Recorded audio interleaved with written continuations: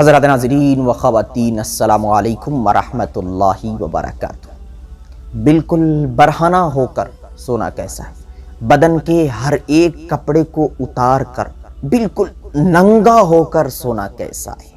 خواب تنہائی میں سوئیں یا بند کمرے میں اکیلے سوئیں یا اپنی بیوی کے ساتھ سوئیں، اسلامی نقطۂ نظر سے بالکل ننگا ہو کر سونا کیسا ہے؟ جائز ہے یا ناجائز ہے؟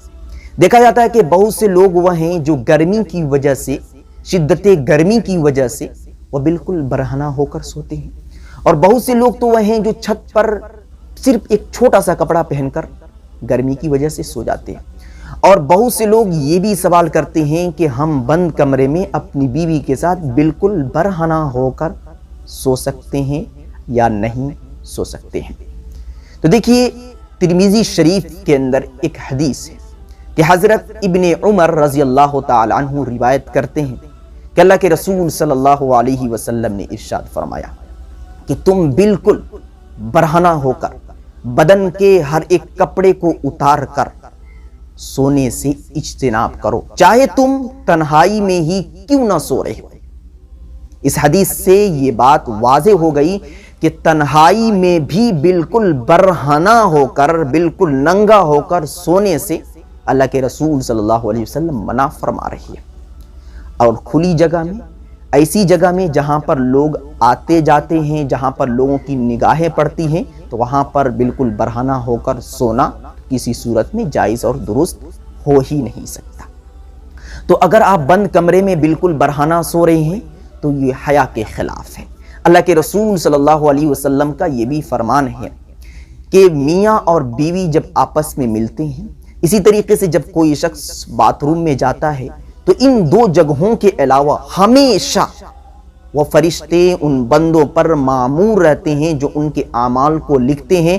لہٰذا تم اگر بند کمرے میں ہی یا تنہائی میں بالکل برہنہ سو رہے ہو، ننگا سو رہے ہو، بدن کے ہر ایک کپڑے کو اتار کر سو رہے ہو، تو ان فرشتوں سے شرم کرو جو فرشتے تمہارے ساتھ رہتے ہیں، تمہارے اعمال کو لکھتے ہیں۔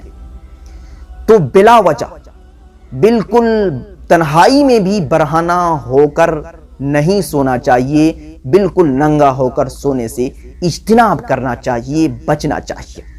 ایک سوال جو زیادہ تر کیا جاتا ہے کہ کیا میاں اور بیوی اکیلے بند کمرے میں برہنہ ہو کر، ننگا ہو کر سو سکتے یا نہیں سو سکتے؟